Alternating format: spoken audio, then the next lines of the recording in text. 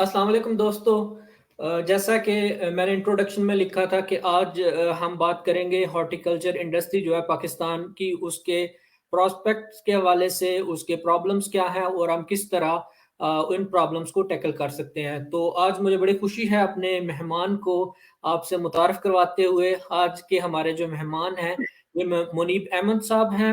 ये horticulture specialist हैं और हाल मुकीम ये यूएई में अपनी सर्विसेज जो है वो सरअंजाम दे रहे हैं। सबसे पहले मैं मुनीब अहमद भाई का बहुत मशकूर हूँ कि उन्होंने अपने एक शेड्यूल में से हमारे लिए टाइम निकाला और हमें अपने कीमती आरा से मुस्तफ़ीद करेंगे। तो मैं पहले उनका शुक्रगुज़ार हूँ और उनसे रिक्वेस्ट करता हूँ कि थोड़ा-सा अपने बारे में हमारे नाज़रीन को बताएँ, ताकि हम उनको ज़रा बेहतर तरीके से जान सकें। जी, मुनीब भाई।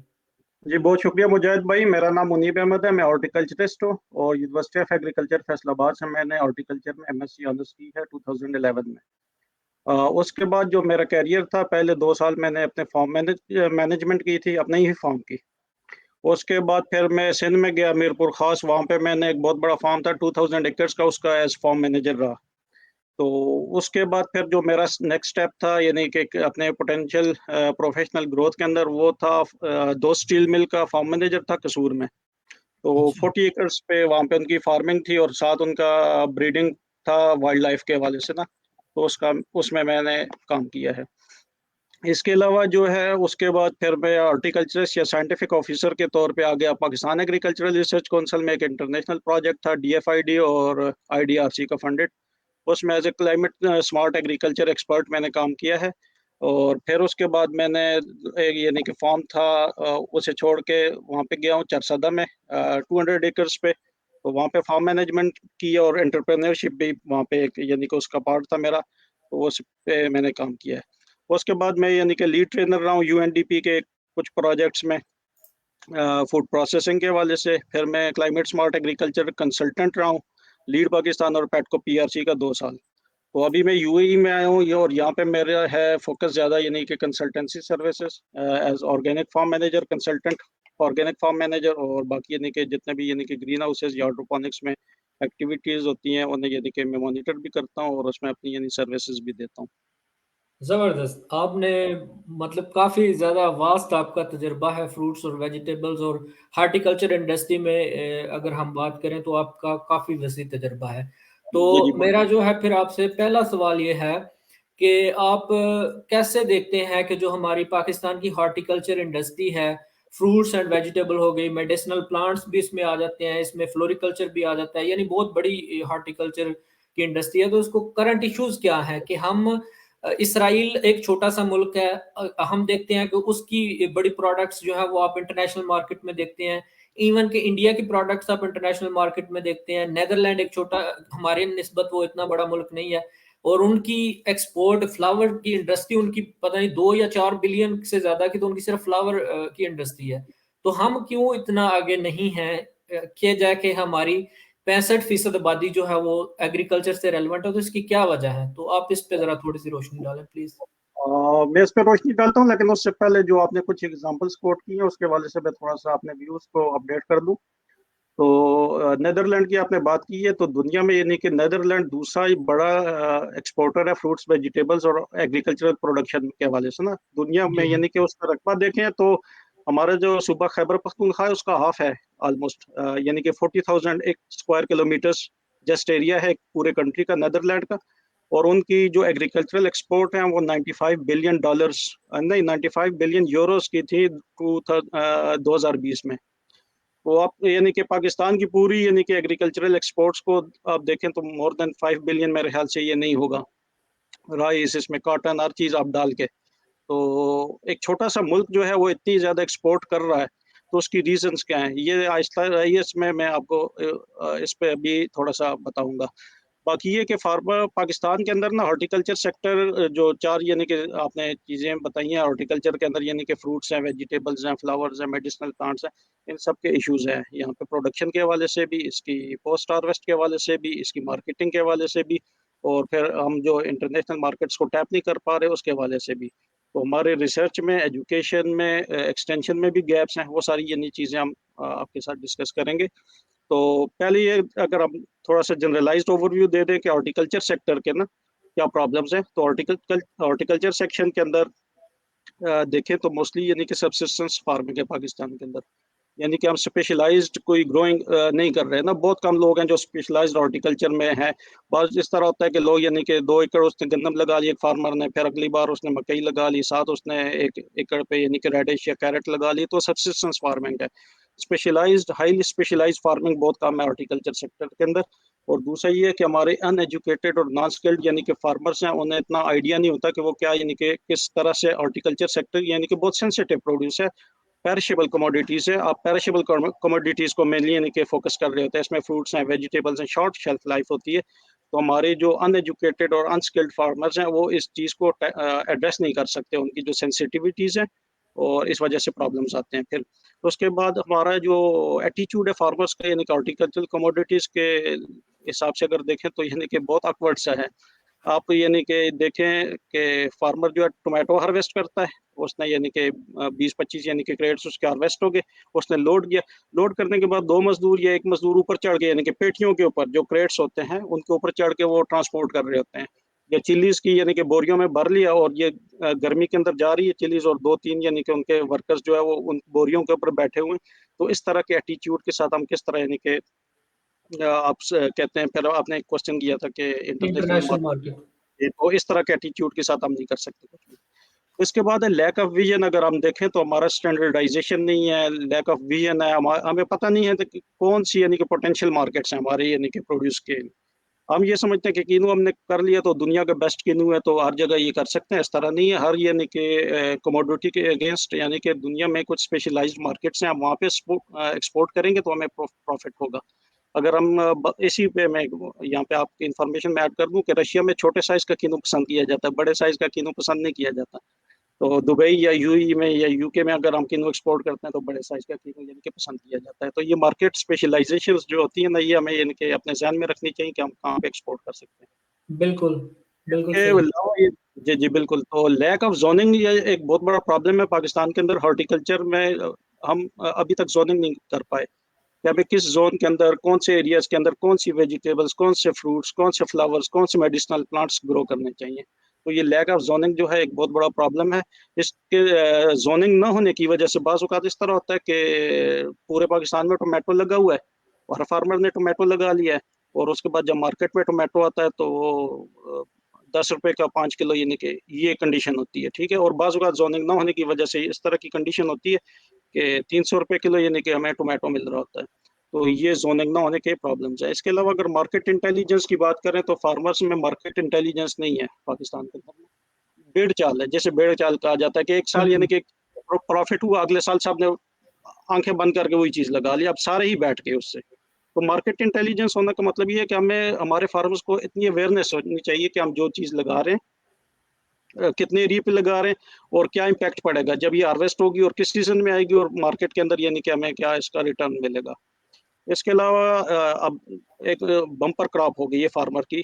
मार्केट में सिचुएशन ऐसी है कि सैचुरेशन ज़्यादा है, गलत है, तो हमारे पास फिर सपोर्टिव प्रोसेसिंग इंडस्ट्री नहीं है हॉर्टिकल्चर सेक्टर के अंदर। दुनिया में देखें तो छोटे-छोटे मुल्क हैं, और उनकी यानी कि एक्सपोर्ट जो प्रोसेस्ड फ्रूट्स एंड वेजिटेबल्स की वो बिलियंस में जाती हैं, बिलियंस ऑफ डॉलर्स। तो हमारे पास प्रोसेसिंग इंडस्ट्री या वैल्यू एडिशन का बहुत एक वीक कंपोनेंट है।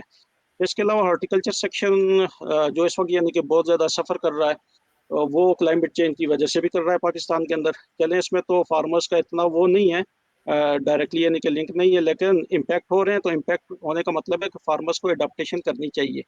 तो एडॉप्टेशन में फिर वो देखें कि कौन-सी वैराइटीज़ उस कंडीशन के अंदर, उन क्लाइमेटिक कंडीशंस के अंदर प्रिवेल कर रही हैं, कौन-सी यानी कि वैराइटीज़ वहाँ पे अडॉप्ट कर रही हैं, और कौन-सी वैराइटीज़ यानी कि वहाँ पे परफ़ॉर्म कर रही हैं।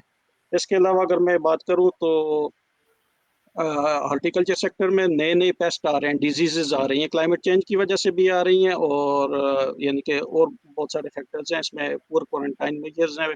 डिपार्टमेंट ऑफ प्लांट प्रोटेक्शन के हवाले से भी यानी कि अगर वो इतनी वो नहीं कर सकते, विजिलेंटली चेक कर सकते चीज़ें, तो आ रही हैं, डिज़ीज़ेज़ आ रही हैं पाकिस्तान के अंदर। अब पनामा विल्ट जो है पनामा से शुरू हुई बनाना के अंदर, और पाकिस्तान में भी रिपोर्टेड केसेस हैं बनाना के ऊपर पनामा विल्ट आ गई, और यानी कि इंतहाई डिज़ास्ट्रस कंडीशन होगी अगर ये फैल गई पाकिस्तान के अंदर। तो नए डिजीजेज आ रही हैं। अब लीफ माइनर जो है एप्पल के अंदर, बलूचिस्तान के अंदर लीफ माइनर रिपोर्ट हो रहा है, हालांकि एप्पल का पेस्ट नहीं है। तो ये कंडीशंस आ रही हैं पाकिस्तान के अंदर।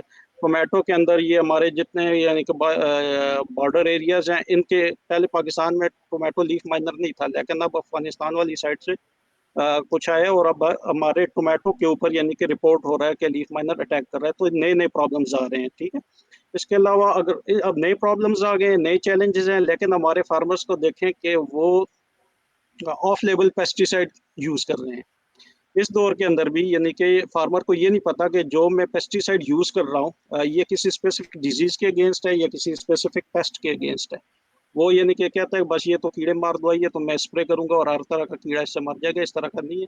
और यानी कि पेस्ट के अगेंस्ट कुछ स्पेसिफाइड पेस्टिसाइड्स हैं, और पेस्टिसाइड जो है वो उसी स्पेसिफाइड क्वांटिटी के अंदर अगर यूज करेंगे तो आपको बेनिफिट होगा, वरना यानी कि आप रेजिस्टेंस पेस्ट के अंदर क्रिएट करते हैं और आपको अल्टीमेटली बेनिफिट कोई नहीं होता। अगर मैं इनपुट्स की बात करूं तो जिस तरह अभी यूरिया का बोरान है, इसी तरह से डीएपी अगर 10,000 पर बैग चली गई है तो फार्मर अफोर्ड नहीं कर सकता, और क्रिटिकल स्टेजेस के ऊपर अपने फ्रूट्स को, वेजिटेबल्स को या जो उसकी बाकी क्रॉप्स हैं उन्हें वो न्यूट्रिएंट्स नहीं दे सकता। तो इस तरह की प्रॉब्लम्स हैं। फिर इसके अलावा अगर मैं बात करूं तो जो हॉर्टिकल्चर सेक्टर है इसके अंदर लेबर इंटेंसिव सेक्टर है बेसिकली ना हॉर्टिकल्चर। अगर वेजिटेबल्स में आप बात करें तो 1 एकड़ के लिए आप देखेंगे कि फील्ड में 10-10 बंदे, 15-15 बंदे काम कर रहे होते हैं। तो इस वक्त ज़रूरत ये है कि स्पेशलाइज्ड मशीनरीज जो हैं हर ऑपरेशन के अगेंस्ट पूरी दुनिया में है, और दुनिया इस वक्त तो चल ही इन चीज़ों पे रही है, मैकेनाइजेशन पे। तो हमारी मैकेनाइजेशन बहुत पुअर है, तो मैकेनाइजेशन की ज़रूरत है जिसमें हार्वेस्टर हमें चाहिए, हमें प्लांटर्स चाहिए, इस तरह की मैकेनिकल वीडिंग के जो इक्विपमेंट हैं, टूल्स हैं लेटेस्ट, वो हमें चाहिए। तो वो चीज़ें उनमें लैक कर रहे हैं हम। अगर ये तो जनरल यानी कि प्रॉब्लम्स हमारे हॉर्टिकल्चर सेक्टर के। तो मैं अगर फ्रूट्स की बात करूं आपके साथ, तो फ्रूट्स के अंदर जो है ना जो मेरे नॉलेज में है और जिस तरह से मैंने यानी कि पिछले 10 साल के अंदर एक्सपीरियंस किया है, फ्रूट्स के अंदर सर्टिफाइड प्लांटिंग मटेरियल का बड़ा यानी कि मसला है कि सर्टिफाइड प्लांटिंग मटेरियल फार्मर्स को नहीं मिलता उमूमन। जो यानी कि हमारे गवर्नमेंट के रिसर्च स्टेशन है वहाँ से भी जो मटेरियल मिलता है। अब सिट्रस कैंकर एक बड़ा यानी कि डिवास्टेटिंग प्रॉब्लम है सिट्रस के अंदर, लेकिन मैंने यानी कि खुद लिया है एग्रीकल्चरल रिसर्च इंस्टीट्यूट से प्लांटिंग मटेरियल मुझे चाहिए था, तो वो अब सिट्रस कैंकर से यानी कि इन्फेस्टेड था। तो सर्टिफाइड प्लांटिंग मटेरियल ना होना जिससे बीमारियां फैल रही हैं, या हमें टू टू टाइप यानी कि मटेरियल नहीं मिलता। Private nurseries they sell on अपने यानी कि ग्रीड के लिए वो सेल कर देते हैं और कोई भी नाम रख लेते हैं कि भाई ये अगर किसी को ब्लड रेड ऑरेंज चाहिए तो उसे कह देते हैं भाई ये ब्लड रेड ऑरेंज ही आप लगा लो, आपको यानी कि कोई मसला नहीं होगा। लेकिन 4 साल बाद जब वो फार्मर देखता है तो उसकी यानी कि वो ब्लड रेड ऑरेंज नहीं कोई और यानी कि वैरायटी निकल आती है। तो सर्टिफाइड प्लांटिंग मटेरियल फ्रूट्स में यानी कि होना ये बहुत ज़रूरी है। इसके अलावा अगर हम बात करें तो हमारी यानी कि रिसर्च बहुत कमज़ोर है जिसमें हम ये देख सकें कि हमारे कौन से कल्टीवर्स, कौन सी वैरायटीज़ किन किन एरियाज़ के अंदर सूटेबल हैं और वहाँ पे ही लगनी चाहिए।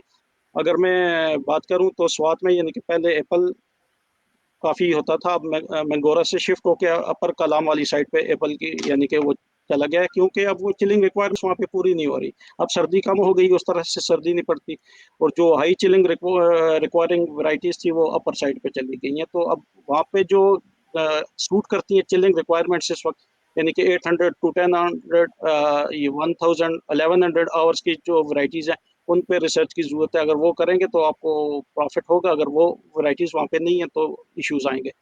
फिर पोलिनाइजर वैरायटीज़ का हमारे हिली एरियाज़ के अंदर जितने हमारे हिल फ्रूट्स हैं, जिस तरह एप्पल है, आलमंड है, हमारा चेरीज है, तो इनके अंदर यानी कि प्लम है, इनकी पोलिनाइजर वैरायटी साथ लगती है। दुनिया में देखें तो पोलिनाइजर वैरायटीज़ का पूरा एक मैप होता है कि आप तो फार्मर को स्पेसिफाई कर दिया जाता है कि भाई ये वैरायटी जो आपकी एप्पल की है ये इनकम्पेटेबल है, यानी कि ये अपने आप को पोलिनेट नहीं कर सकती प्रॉपरली। तो इसके साथ एक दूसरी वैरायटी है जो कंपेटेबल है, जो पोलिनाइजर वैरायटी है इस एप्पल की, वो आप लगाएंगे तो आपको बेनिफिट होगा। अब एप्पल के अंदर प्रॉब्लम ये होता है कि फार्मर ले जाते हैं नर्सरीज के अंदर प्लम या आलमंड या चेरीज ले जाते हैं, वो कहते हैं बस ये सेब है या आलू बुखारा है, मैंने लगा लिया तो ये प्रोडक्शन देगा। तो 4 साल बाद आते हैं, 5 साल बाद फिर वो उन्हें याद आता है कि ये तो प्रोडक्शन नहीं दे रहा, क्या प्रॉब्लम है। फिर उन्हें पता चलता है कि उन्होंने कंपैटिबल वैरायटीज साथ नहीं लगाई हुई। तो इसमें यानी कि बड़ा प्रॉब्लम है हमारे। इसके अलावा अगर मैं बात करूं तो एडाप्टेशन जो पोटेंशियल फ्रूट वैरायटीज हैं उनकी नहीं है। दुनिया में आप बात कर रहे हैं इस वक्त कि जर्मनी में हम कैसे एक्सपोर्ट करें, तो उसके लिए जो ये नहीं कि वहाँ पे डिजायर्ड वैरायटीज हैं। अब ये तो नहीं है कि किन्नू हमने लगा लिया तो किन्नू पूरी दुनिया में ही पसंद किया जाता है। हमें वो देख मार्केट सर्च करनी पड़ेगी कि किस कंट्री में हमने एक्सपोर्ट करना है, तो उसकी डिजायर्ड वैरायटीज कौन सी हैं, वहाँ पे कौन सी वैरायटीज प्रेफर की जाती हैं, वो उसमें ये नहीं कि हम काम करें। उसके अलावा हम बात करते हैं तो ये बडेड वैरायटीज़ हैं हमारी, ग्राफ्टेड वैरायटीज़ हैं कुछ फ्रूट्स में। ये बिल्कुल शॉर्ट है। अब पिस्टैशियो में तकरीबन 1 महीना पहले, 1.5 महीना पहले मैं बलूचिस्तान में था, कोयटा में। तो पिस्टैशियो यानी पिस्ते का बहुत बड़ा स्कोप है, वहाँ पे बहुत ज़्यादा पोटेंशियल है इसका। और वहाँ पे पिस्टैशियो के प्लांट्स नहीं है। तो ईरान से आ रहा है ईरान से आ रहे हैं पौधे जो वहाँ पे लग रहे हैं। और ईरान से आने वाले पौधे की कास्ट है 3200 रुपये एक पौधे की। तो फार्मर कैसे यानी कि उसे लगाए। तो अब ये इशू है। इसके अलावा पोस्ट हार्वेस्ट मैनेज की मैं बात करूँ तो सारी यानी कि पोस्ट हार्वेस्ट मैनेजमेंट हमारी इंतहाई पुअर है। आप ये तो मैंने वैसे ही जनरली यानी कि डिस्कस भी कर दिया आपके साथ। फिर इसके अलावा पैकेजिंग या ग्रेडिंग की बात करें तो बिल्कुल भी पैकेजिंग ग्रेडिंग नहीं है। जो हमारे प्रैक्टिसेस हैं फार्मर्स की, मैं खुद भी यानी कि इसमें बिजनेस में कुछ रहा हूँ, एंटरप्रेन्योरशिप मैंने की है। तो प्रैक्टिसेस ये होती है कि भाई नीचे जो है ना, आप क्रेट के नीचे बिल्कुल लो ग्रेड, बिल्कुल डिके होने वाले और गले सड़े और छोटे छोटे साइज के फ्रूट्स या वेजिटेबल रख देते हैं। ऊपर एक लेयर आप लगा लेते हैं जिसमें यानी कि आपकी अच्छी यानी कि प्रोड्यूस होती है। तो दुनिया में ये चीज़ नहीं चलती। यानी कि आपको यूनिफॉर्म कमोडिटी, यूनिफॉर्म क्वालिटी चाहिए, यूनिफॉर्म साइज चाहिए, तो उसकी प्रॉपर ग्रेडिंग चाहिए, पैकेजिंग चाहिए। पैकेजिंग ऐसी हो कि जो अट्रैक्टिव भी हो, ड्यूरेबल भी हो और उस मार्केट की डिमांड के मुताबिक भी हो।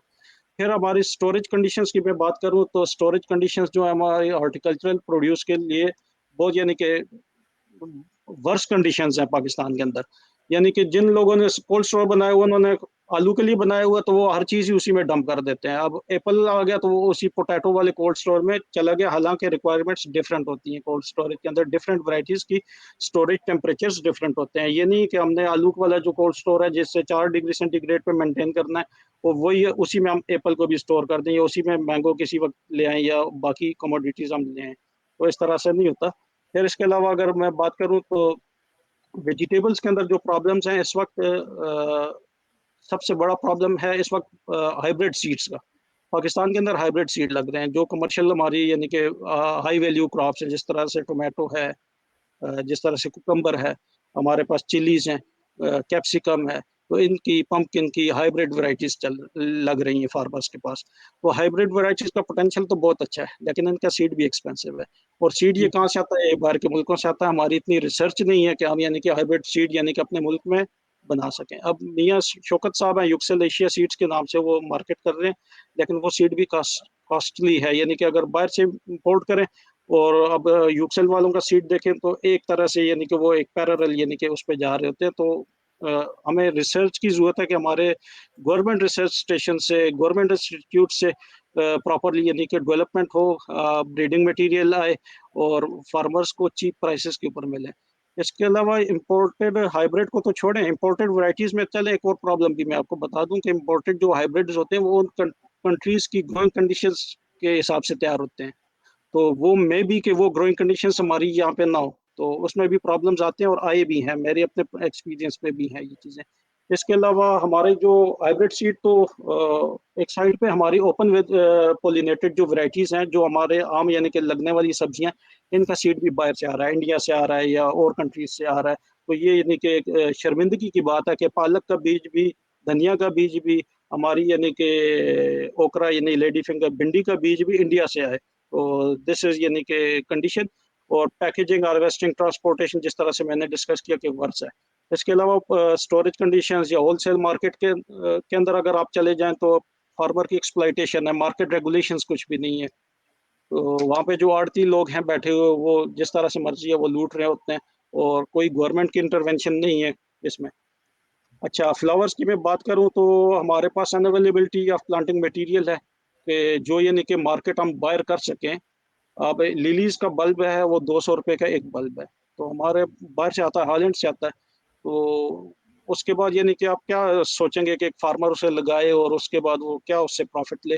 यानी कि इतने एक्सपेंसिव फॉरेन प्लांटिंग मटीरियल के साथ हम अपने फ्लोरिकल्चर इंडस्ट्री को वो नहीं कर सकते, बूस्ट नहीं दे सकते। हमें रिसर्च की ज़रूरत है कि हमारे जो लोकली एडॉप्टेड यानी कि वैराइटीज़ है पाकिस्तान के अंदर तैयार हों और फिर वो मार्केट के अंदर आएँ। इस हवाले से रिसर्च के अंदर बड़ा गैप है, हमारा एकेडेमिया और रिसर्च स्टेशंस का लिंकेजेस नहीं है, रिसर्च और एक्सटेंशन के लिंकेजेस नहीं है। एक्सटेंशन और एकेडेमिया और ये रिसर्च का तीनों का यानी कि लिंकेजेस ना होने की वजह से यानी कि बहुत बुरी कंडीशंस हैं। फिर इसके अलावा जो प्लांटिंग मटीरियल बाहर से आता भी है, वो यूनिवर्सिटीज़ के अंदर लग जाता है या किसी एक फार्म के ऊपर। अब होना तो ये चाहिए कि उसके डिफरेंट एरियाज़ के अंदर स्पेशलाइज़्ड ट्रायल्स हों। और उस वहाँ से हम ये जज करें कि ये अडॉप्ट कर रही है वैरायटी और उसकी मल्टीप्लिकेशन और फिर फार्मर को यानी कि चीप प्राइसेस के ऊपर दिया जाए। तो ये यानी कि हमारे इसमें देखें फ्लोरिकल्चर में प्रॉब्लम्स आ रहे हैं। मेडिसिनल प्लांट्स के हवाले से मैं बताऊँ कि पूरी दुनिया में इस वक़्त